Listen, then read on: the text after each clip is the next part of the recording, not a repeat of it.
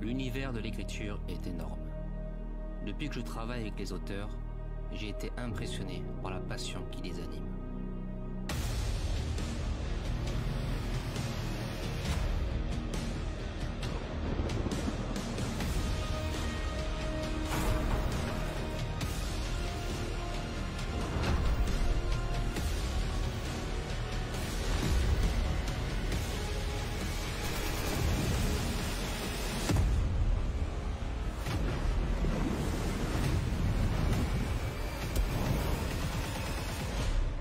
Écrivons ensemble le prochain chapitre.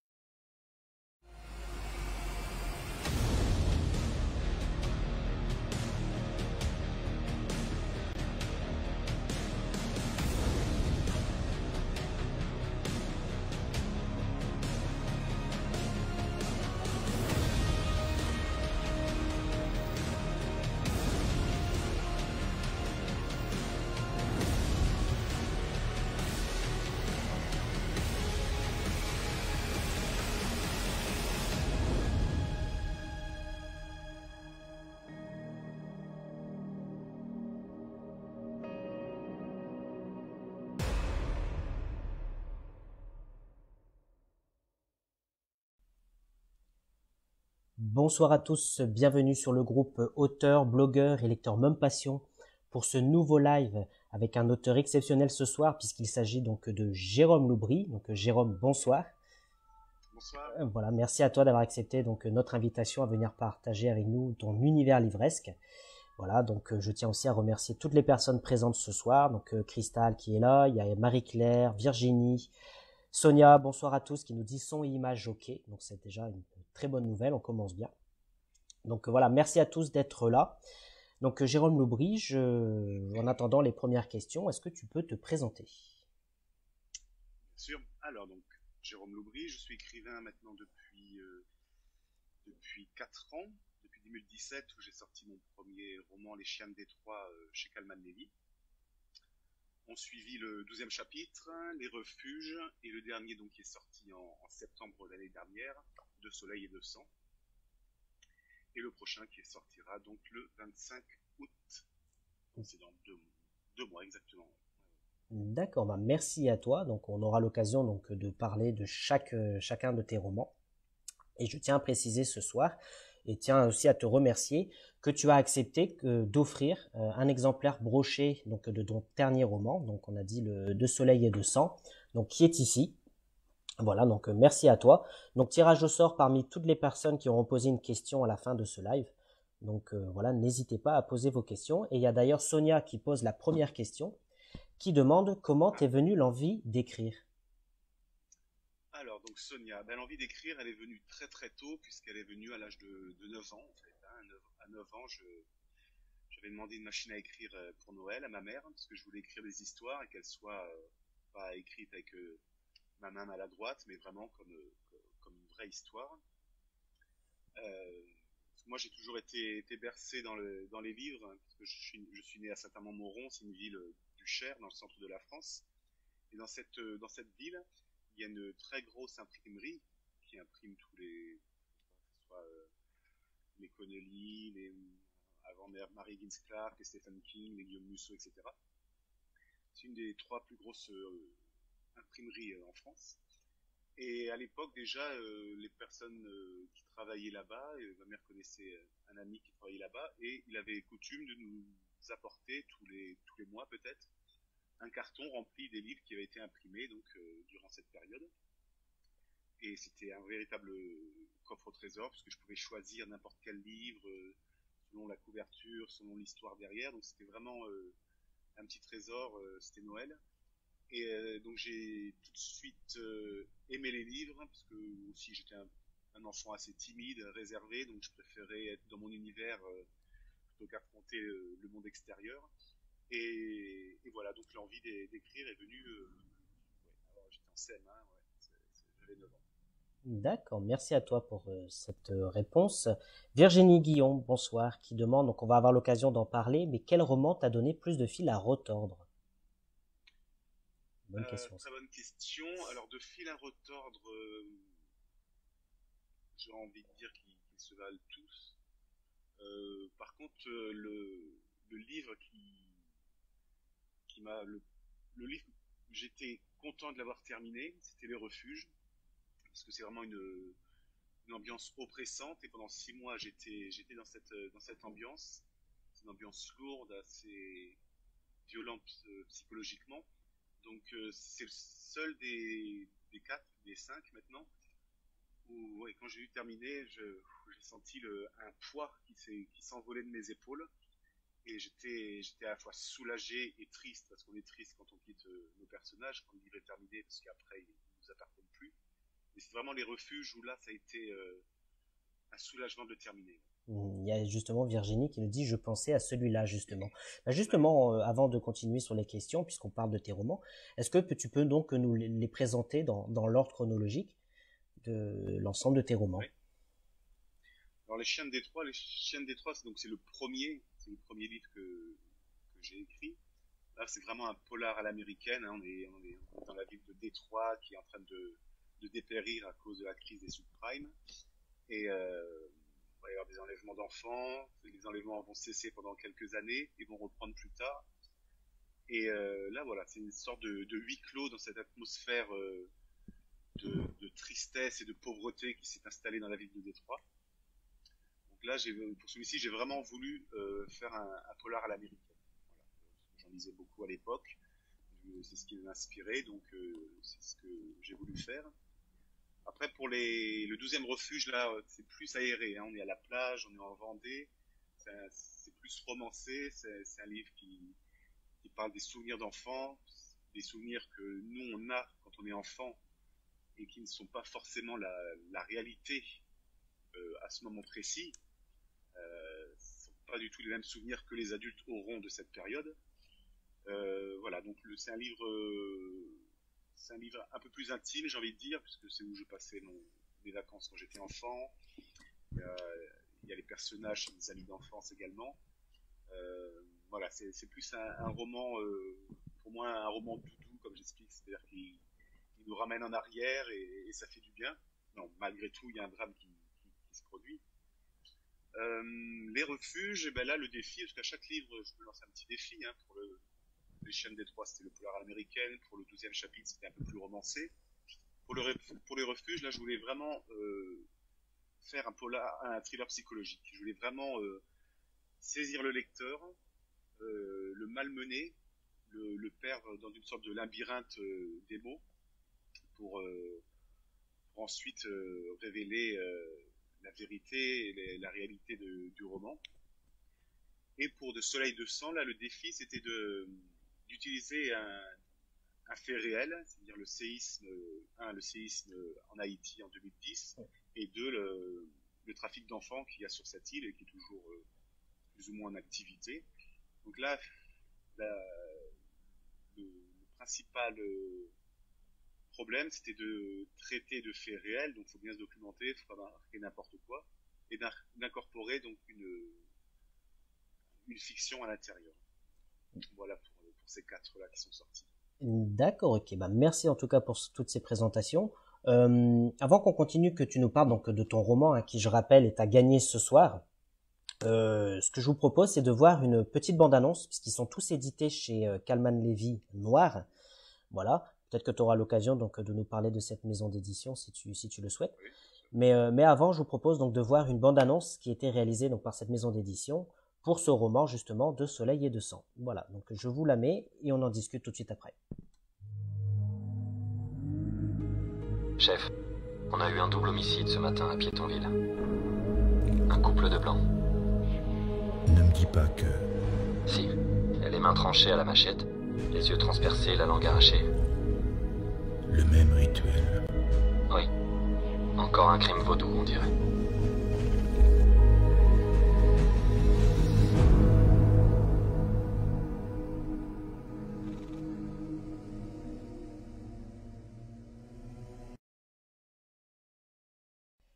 Voilà, donc merci à vous donc d'avoir regardé donc cette bande-annonce réalisée donc par les éditions Kalman Levy.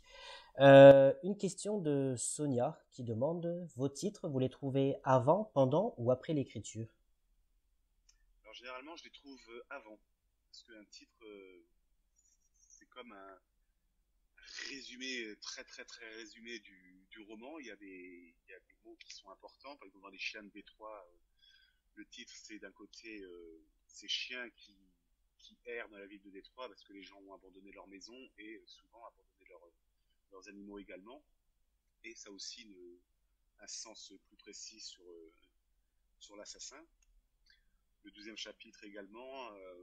Non, j'ai choisi avant. Après, ils peuvent changer. Quand j'en parle avec mon éditrice, on en discute s'il y a un mot qui va pas, ou si il peut arriver aussi que le titre soit déjà pris entre temps par les sorties ou qui ressemble. Donc non, généralement c'est vraiment le titre, c'est ma base de travail en fait, parce que dans le titre je mets tout, je mets l'atmosphère, enfin moi j'imagine l'atmosphère etc. Donc ça vient très très souvent, même à chaque fois au début. D'accord. Et justement, on voyait les couvertures défiler là sur l'écran. Tes couvertures, en général, c'est toi qui les travailles, qui les fais, ou est-ce que c'est la maison d'édition? Mais pareil, là, c'est tous les deux avec mon éditrice. Elle me demande ce que je vois, moi, sur cette couverture, qu'est-ce que je veux y mettre. Je lui donne un avis global. Bon, pour Les Chiens de Détroit, je voulais une maison abandonnée détroitienne, donc c'est exactement ce qu'elle a trouvé. Le 12e chapitre aussi, je voulais un enfant qui court sur la plage. Et pour les refuges, pareil. Donc on en discute. C'est un travail qui se fait à deux avec mon éditrice. Comme pour le titre. Bon, pour l'instant, les couvertures, moi, je les trouve très bonnes, donc on s'entend bien là-dessus. Elles sont jolies, effectivement. Et celle des refuges, hein, on l'a vu, cette femme habillée de tout de blanc avec du sang, je pense que comme tu disais tout à l'heure, ça donne direct l'atmosphère du livre. Ouais, Une nouvelle question. Est-ce que tu te mets des barrières quand tu écris et sur quoi tu n'écrirais jamais? Alors, des barrières, non, je me dis pas, non, tu peux pas écrire là-dessus, ou il faut pas écrire là-dessus. Je me mets plus des barrières dans la manière d'en parler. C'est-à-dire que il y a rarement des scènes gore, des scènes sanglantes, c'est plus de la violence suggérée, j'ai envie de dire. Là, je fais vraiment confiance à l'imagination du lecteur. Je refuse de sombrer dans ce qui peut être vulgaire, ce qui peut être trop gore. Par exemple, un corps d'enfant, il n'y a pas besoin de spécifier qu'il a la jugulaire coupée, que les yeux sont révulsés, etc. C'est une image qui parle à tout le monde et qui suffit en elle-même à apporter son lot de frayeur. Donc il n'y a pas de sujet. On t'entend. Ouais, non, parce que j'ai entendu un gros bruit. Il n'y a pas de sujet tabou. Il n'y a pas de sujet tabou. C'est juste la manière de l'utiliser, de l'écrire. D'accord. Et justement, est-ce que tu as des auteurs qui peuvent t'inspirer également? J'ai très peu d'auteurs polars, parce que je lis pas beaucoup de polars en fait. Dans le polar, il y a James Ellroy que je trouve un style exceptionnel. Après, c'est plus des écrivains de littérature blanche comme Salman Rushdie, José Carlos Somoza. Bon, après, pour les plus classiques, Albert Camus. Voilà. Chacun de sa manière d'inspirer sur ses phrases, sur la longueur, ou au contraire, comme James Ellroy, phrases courtes, etc. Cela m'inspire. D'accord. Alors, il y a pas mal de réactions à la bande-annonce donc, qui a été réalisée par Kalman Ah oui. Levy sur ton dernier roman, donc Deux soleils et deux sang, qui, je rappelle, est à gagner ce soir, l'exemplaire broché qui est ici, donc parmi l'ensemble des participants. Donc encore une fois, merci à toi Jérôme de pouvoir nous permettre de faire ce cadeau aux membres du groupe. Virginie qui demande, est-ce que ça a été facile pour toi de trouver une maison d'édition? Oui, j'ai eu beaucoup de chance, c'était très facile puisque je l'ai envoyé qu'à une seule maison d'édition, les Chiennes des Trois. Euh, mais j'avais pas comme idée d'être publié chez Kalman Levy, parce que je l'ai envoyé, en fait, c'était sur une maison d'édition numérique qui s'appelle les Éditions de l'Épée. Je connaissais pas du tout. Et sans le savoir, j'ai envoyé donc à cette éditrice qui est également responsable de la fiction chez Kalman Levy, la fiction française. Donc voilà, j'ai pas envoyé à Kalman Levy parce que je prétendais pas du tout à avoir assez de qualité pour un premier roman pour oser l'envoyer à une grosse maison d'édition.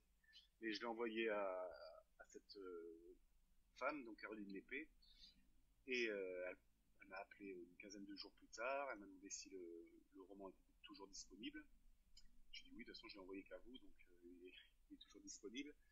Et là, elle m'a dit qu'en fait, elle travaillait aussi pour Kalman Levy et qu'il serait publié en papier chez Kalman Levy et en numérique chez elle, aux éditions de l'épée. Donc, ouais, je sais qu'il y en a beaucoup pour qui c'est difficile. Hein, il y en a beaucoup, c'est très compliqué de passer les barrages d'une maison d'édition parce que les romans, enfin les envois sont lus par une personne qui va lire les 2-3 premières pages. Si elle sent qu'il y a un potentiel et que c'est intéressant, elle va le passer à une autre personne qui va lire l'intégralité du roman. Et si, là, à ce moment-là également, on sent que c'est très bon, ils vont le faire passer à la personne qui est tout en haut de la chaîne hiérarchique. Donc moi, la chance, du timing, je sais pas, mais vraiment, je lui ai envoyé qu'une seule maison d'édition et ça a été la bonne. Mais en tout cas, félicitations à toi, puisque bon, on voit les commentaires hein, de gens qui sont assez satisfaits quand même de ton univers. Et puis on le rappelle que tu as été aussi avec le Parisien, on le disait tout à l'heure. Enfin, t'es un auteur qui eux disent que tu es prometteur. Alors je sais pas qu'est-ce que ça te fait ressentir, parce que c'est vrai qu'on n'en a pas parlé, mais tu as été plusieurs fois récompensé, donc pour les refuges, le prix du cognac. Donc ça, c'est comme. Est-ce que tu peux nous parler justement de toutes ces récompenses dans tes romans? Oui, bien sûr. Là, je dois être à 12 récompenses pour 4 livres, donc c'est bien. Après, bon, ça fait toujours plaisir de recevoir un prix, bien sûr, hein, mais souvent, quand on les reçoit, le livre est bien sûr déjà publié depuis quelques mois, et on est déjà dans le prochain livre. Donc, on a le plaisir de les prendre, ça fait super plaisir, bien sûr, mais ce plaisir, il dure pas une journée, une semaine, un mois. Il dure, c'est assez éphémère, en fait. Parce que on sait que si le prochain est moins bon, la roue tourne vite. Donc je dis on parce qu'on discute souvent avec d'autres auteurs et qu'on a à peu près le même ressenti. On le prend sur le moment, on est super content, ça fait plaisir, ça fait reconnaître, c'est la reconnaissance un peu de notre travail, mais on sait qu'il faut rester concentré sur la continuité de l'œuvre, parce que si le jour où vous faites un livre très mauvais, il fait vite oublier les précédents, donc faut être prudent et concentré. Et voilà, oui, le Parisien, c'était pour le 12e chapitre, alors j'étais un peu surpris parce que c'était que mon deuxième roman, donc je me suis dit, attention, donc faut aussi pas prendre la grosse tête, quoi, parce que ça peut arriver, mais on sait pertinemment que le prochain peut tout changer, donc on s'applique, mais bon, c'est toujours agréable d'avoir des prix et c'est très sympathique. Bah, j'imagine, et justement, je rebondis sur la question de Virginie, qui dit, est-ce qu'une adaptation au cinéma est envisagée pour un de tes romans, par rapport à tous ces prix? Alors, cinéma, non. Il y a 2 projets en cours pour Les Refuges et le 12e chapitre, mais en série, par contre. C'est un peu au point mort, parce que là, les chaînes, avec le confinement, où ils ne pouvaient pas tourner, ils ont accumulé beaucoup de retard, donc ils ne peuvent pas tourner ou lancer tous les projets auxquels ils sont intéressés. Donc ça après ça peut durer 2 ans, 3 ans. Faut vraiment pas être pressé quand on reçoit le contrat de audiovisuel. Faut savoir que ça peut durer des années et que ça peut tout à fait tomber à l'eau également. Donc voilà. Après je sais que ça viendra un moment. Je pense que pour les refuges, je sens bien pour les refuges. Peut-être plus par l'étranger, parce que là il est traduit en 18 langues, les refuges. Très bon retour en Angleterre, en Allemagne également, qui a un gros marché. Donc ça viendra, mais il faut savoir qu'il faut vraiment pas être pressé. Il faut avoir beaucoup de patience. Et justement, est-ce que souvent les auteurs, comme ça, quand leurs romans sont adaptés, ils ont leur avis à donner sur les acteurs qui jouent tel ou tel rôle, sur l'adaptation, ou est-ce que... Les gros auteurs peut-être. Le choix des acteurs, c'est pas. On peut demander un avis. Hein. Moi, pour les refuges, on avait déjà discuté d'une liste d'acteurs français, mais après, non, c'est pas nous qui choisissons. Moi, je sais que je participe à l'écriture du scénario. Donc là, bien sûr, je donne mon avis. Mais le dernier mot, c'est le réalisateur. Hein. C'est lui qui a acheté le projet, donc forcément, c'est lui qui. Puis bon, il connaît mieux le métier que moi, donc moi, je donne mon avis. Après, je fais confiance aux gens. Et on verra.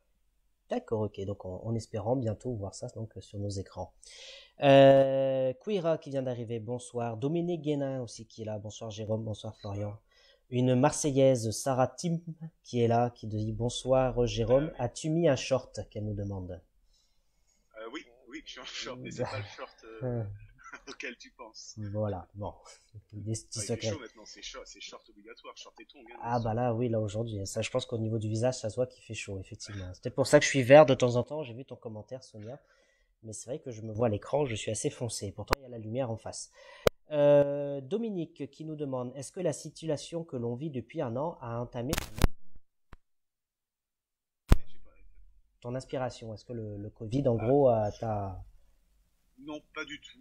Comme j'expliquais avec Florian tout à l'heure en off, nous, enfin, les écrivains, ils sont 5, 6, 7 mois dans leur livre, donc c'est pas la fête la bamboche pour reprendre l'expression politique, tous les soirs ou tous les week-ends.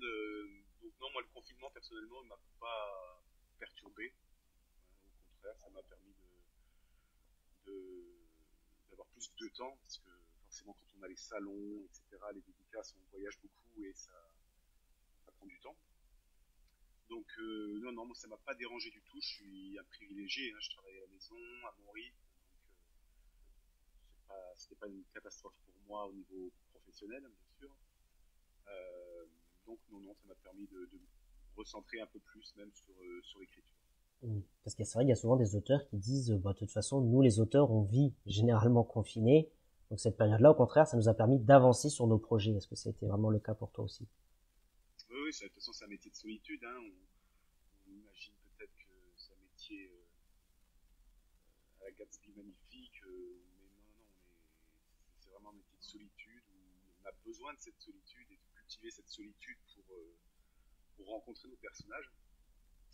Donc, c'est à la fois solitude et non, parce qu'on est avec nos personnages pendant tout ce temps-là, mais non, c'est ça, c'est tout à fait ça. De toute façon, c'est cyclique, hein. On écrit pendant 6 mois, après il y a la sortie du livre, on va faire quelques salons, et après on retourne forcément dans notre cave pour écrire.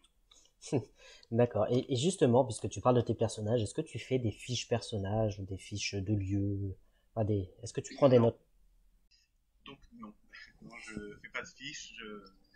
Je visualise avant de me mettre à écrire, je visualise le roman comme un film en fait, avec l'ambiance, les personnages, l'atmosphère que je vais imposer dedans.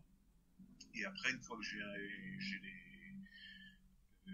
peu tout ça, quoi, là je me mets à écrire et je prends pas de notes, pas de fiches, rien, pas de planche. C'est vraiment une écriture instinctive. Puis ça apporte une certaine liberté aussi pour l'auteur, je trouve, plutôt de suivre un plan précis. Ça nous permet de dévier un peu du chemin qu'on voulait et qu'on souhaitait au départ. Et des fois, on a des surprises. Hein, on se met à écrire des chapitres auxquels on n'avait pas pensé et qui amènent quelque chose d'autre en plus au roman. D'accord, donc merci à toi pour cette réponse. Donc pour ceux qui nous rejoignent, et encore une fois, désolé pour cette coupure. Je vous rappelle que ce soir, un exemplaire broché est à gagner. Donc je remercie Dominique qui est là, Eva, Adelvata qui vient d'arriver. Donc voilà, un exemplaire broché donc de ton dernier roman De Soleil et de Sang chez Calman Levy Noir. Voilà, donc parmi toutes les personnes qui auront posé une question, bien entendu, si vous n'en posez pas sur cette vidéo-là, je reprendrai les questions sur l'ancienne. Et surtout, n'hésitez pas à les reposer si vous voulez. Jérôme, en attendant que les personnes reviennent, est-ce que tu pourrais et tu accepterais de nous lire un extrait de ton roman?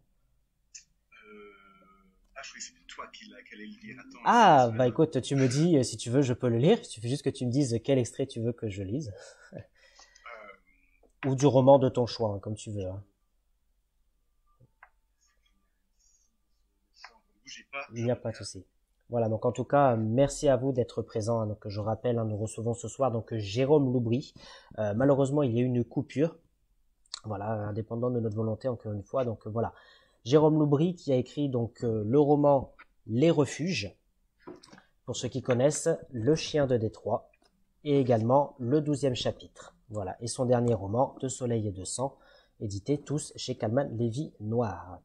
Voilà, donc merci à toi Jérôme. Je veux juste vous lire le début de Soleil et de Sang.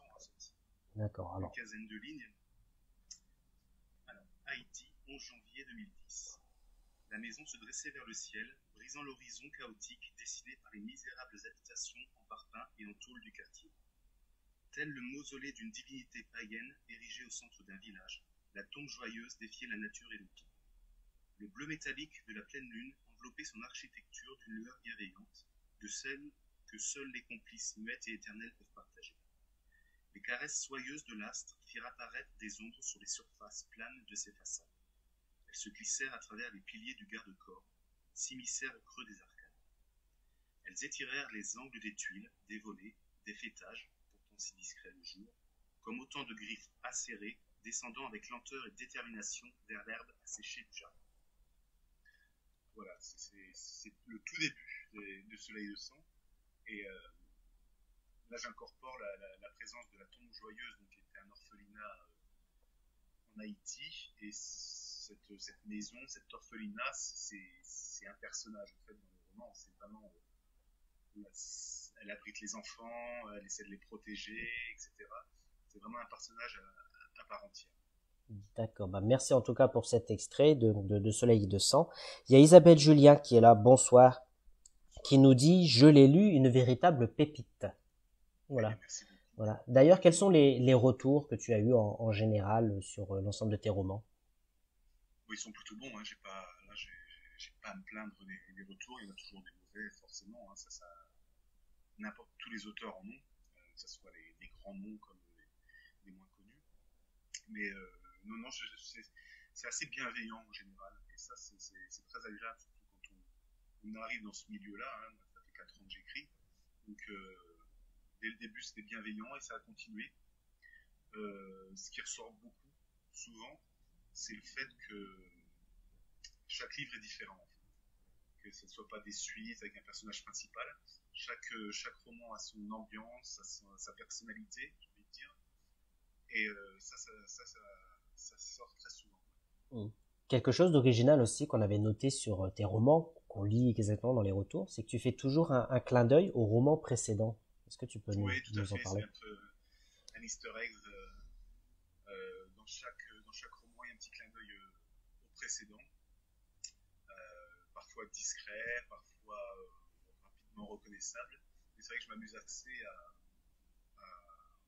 mettre ces petits clins d'œil. C'est à la fois pour remercier le lecteur, ceux qui ont suivi, pour le remercier, pour lui dire c'est un petit cadeau amusant pour vous.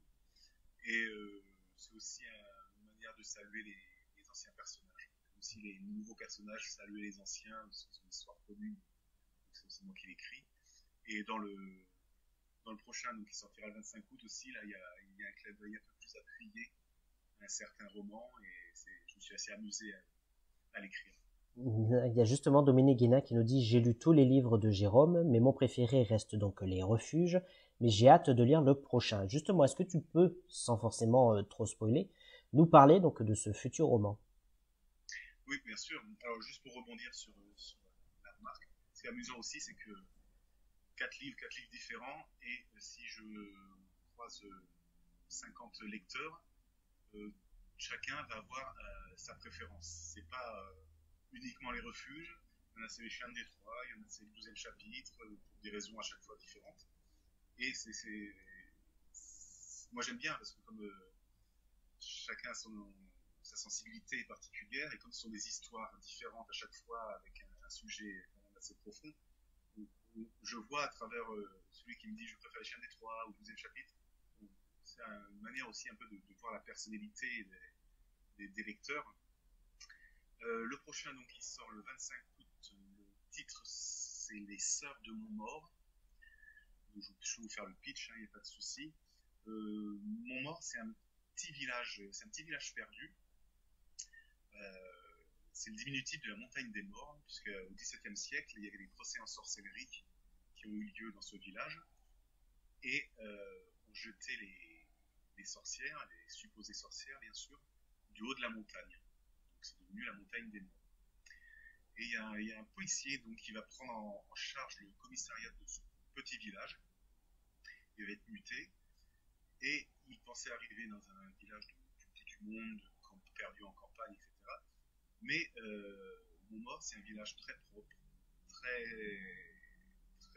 à la pointe de manière technologique.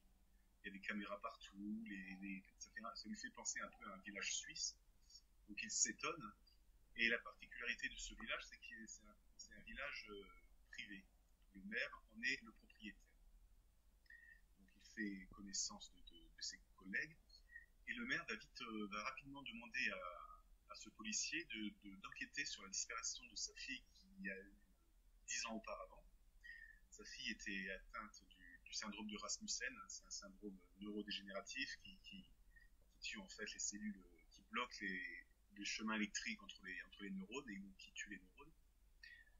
Et sa fille a été retrouvée donc en bas de cette montagne des morts. Quelqu'un l'a jetée de cette montagne. Et le maire reçoit des lettres sous forme de poèmes qui montrent que l'assassin habite toujours ce village où il y a peut-être une centaine d'habitants. Donc le policier va mener l'enquête, et au fur et à mesure, il va vite se rendre compte aussi que le comportement de ces villageois est bizarre, et qu'ils se cachent quelque chose. Et des meurtres vont arriver les uns après les autres, sans que le policier sache ce qui se passe exactement, parce qu'on parle d'une voix des sorcières, d'une brume assez mystérieuse qui bloquerait le village. Donc voilà, là on est vraiment dans un thriller psychologique aussi, différent des refuges, mais là, encore une fois, je prends je prends les lecteurs, pardon, je le mets dans ce huis clos qui est le village de Montmort, et je le laisse se débrouiller avec toutes les informations que je lui donne, tout en essayant de le surprendre à la fin. Donc voilà, là celui-ci, j'aime tous, hein, mais celui-ci je suis vraiment amusé, il y a un peu plus de violence, un peu plus de crime, mais aussi beaucoup de poésie, parce qu'il se rend compte, le policier se rend compte aussi que la plupart des habitants connaissent l'œuvre de Shakespeare par cœur. Hein, pour citer des extraits comme ça, à n'importe quel moment. Voilà, il y a beaucoup de sujets qui sont traités dans ce roman. Le polar, le thriller, c'est ça aussi, c'est caché sous la fiction. Il y a des sujets lourds. Hein. Il y a Alzheimer, il y a la violence, etc. Donc voilà, Les Sœurs de Montmort, le 25 août. La couverture arrivera la semaine prochaine. Vous pourrez la découvrir sur les réseaux sociaux. Très bien, on suivra ça de très près. Et justement, Dominique Guénin qui dit effectivement c'est tout à fait ça. Chaque livre a son atmosphère, son environnement. Voilà. Et qu'elle a hâte de le lire. Merci à toi Dominique. J'ai repris une question aussi de l'ancienne vidéo où Sonia te demandait est-ce que tu faisais appel à des bêta-lecteurs? Non. Kalman Levy ne fait pas appel à des bêta-lecteurs. Bon, mon bêta-lecteur, c'est mon éditrice, principalement. Après, il y a différentes personnes qui le lisent, mais je crois 5-6 personnes. Non, les maisons d'édition, je parle des grandes maisons d'édition, il y a les petites maisons d'édition, bien sûr, qui elles ont plus besoin de bêta-lecteurs parce que souvent c'est une seule personne ou deux personnes qui gèrent la maison d'édition, donc c'est compliqué de tout lire. Elles font appel à des bêta-lecteurs, mais c'est vrai que ce soit Kalman, Plomb, de Noël, Robert Laffont, etc., les bêta-lecteurs, c'est les personnes qui sont en charge de l'édition. Et est-ce que tu fais lire tes romans à ta famille avant de les envoyer justement? Non. Je le fais lire une fois que c'est terminé, bien sûr, je le fais lire à la mère de mon fils. Mais même mon éditrice, je lui envoie vraiment, surtout pour les thrillers psychologiques, donc comme Les Refuges et Les Sœurs de Montmort, je ne lui envoie que 80% du roman. Ah oui. Je n'envoie pas toute la fin, je n'envoie pas la fin. Comme ça me permet de voir quel effet ça a sur elle aussi. C'est un test. Bon, elle m'en veut à chaque fois, mais c'est un peu le test. Non, moi parfois il y a des auteurs aussi qui envoient leur maison d'édition au fur et à mesure, chapitre par chapitre, mais 100 pages par 100 pages par 100 pages pour voir si tout va bien, etc. Moi je fais pas, moi j'envoie. Une fois que c'est terminé, j'envoie deux fois, mais je préfère. Je veux pas être. Voilà, j'écris mon histoire, je suis dedans, et c'est sûr que si au bout de 100 pages, je me disais ah ça, faut rectifier, ou attention, ça m'arrangerait pas, parce que ça couperait l'inspiration. Donc moi je fais comme ça, et puis sinon non, je fais lire qu'à la mère de mon fils. D'accord, ok. Je salue Florent Alfornel qui est là, donc le responsable de la librairie Le Pic Vert, qui rejoint donc le partenariat du groupe ABL Même Passion, hein, puisque c'est vrai qu'on n'en a pas parlé, mais 3 librairies sont désormais partenaires de notre groupe. La librairie du Prado dans le 8e arrondissement de Marseille, la librairie Vauban dans le 6e, ainsi que la librairie Le Pic Vert à Fuveau. Voilà, donc 3 belles librairies qui acceptent de devenir partenaires pour nous faire quelques surprises et surtout pour vous les auteurs que vous pouvez contacter pour des séances de dédicaces ou des rencontres. Voilà, donc merci à toi Florent d'être là ce soir. Il y avait une question tout à l'heure, Jérôme, il me semble qu'elle n'a pas été posée, si tu avais des rituels d'écriture en particulier. Pas spécialement, je réfléchis parce que on n'y fait parfois pas attention. Bon, j'écoute de la musique avant d'écrire, j'écoute une musique qui va m'inspirer pour transposer l'ambiance sur l'ordinateur. Sinon, des rituels, non, il n'y a pas d'horaire fixe, il n'y a pas de... Non, je ne pense pas avoir de rituel. Je peux écrire aussi bien le matin que le soir, l'après-midi. C'est vraiment quand je ressens le besoin d'écrire. Non, rituel, je pense pas en avoir. Je pense pas. Ok, d'accord. Donc on rappelle que tu es l'auteur chez Kalman Levy Noir. Donc il y a eu le chien dans l'ordre, les chiens de Détroit, pardon. Le 12e chapitre, les refuges, et enfin donc le soleil, de soleil et de sang. Donc de soleil et de sang qui, je le rappelle, donc est à gagner ce soir, un exemplaire broché. Donc merci à tous ceux qui nous rejoignent et qui ont posé des questions. En tout cas, Jérôme, ça a été un honneur de te recevoir depuis le temps que je voulais te recevoir sur ce groupe, puisque c'est vrai qu'on a eu l'occasion à plusieurs reprises de se rencontrer, d'échanger, mais on n'avait jamais pu faire un live ensemble. Donc en tout cas, merci. Désolé pour ce petit couac et ces coupures. Malheureusement, ça arrive une fois sur deux, mais voilà, malheureusement, c'est tombé sur toi et je suis vraiment désolé. Vu que ton... Hein, comment? C'était la pause rosée. Voilà, c'était la pause rosée, mais en tout cas, voilà, je vois Sarah qui revient, Lily, Mel qui sont là, donc merci à vous d'avoir été présents ce soir. Je vais reprendre toutes les questions qui ont été posées pour faire ce tirage au sort. Mais encore une fois, merci à toi d'être venu. On refera un nouveau live pour ton nouveau roman. Très bien. Voilà. Si tu veux, en septembre, quand tu veux. En tout cas, voilà, merci à tous d'avoir été présents. Je te laisse le mot de la fin. Et puis, je te dis à bientôt. Passe de bonnes vacances. Et puis, on se dit donc à très bientôt. Très bien, ça marche. À bientôt. Merci. Le mot de la fin, on va pas parler de littérature. Prenez soin de vous. Profitez de cette semi-liberté ou trois quarts liberté qu'on a retrouvée tout en restant prudent. Et puis, allez chez les libraires. Libraires, faites-leur plaisir, allez les voir, demandez des conseils, n'hésitez pas à discuter avec eux, et ils trouveront forcément le livre qui vous plaira. Donc voilà. Très bien, merci à toi Jérôme, bonnes vacances, prenez bien soin de vous, et puis on se dit donc à très bientôt. Bisous, ciao ciao.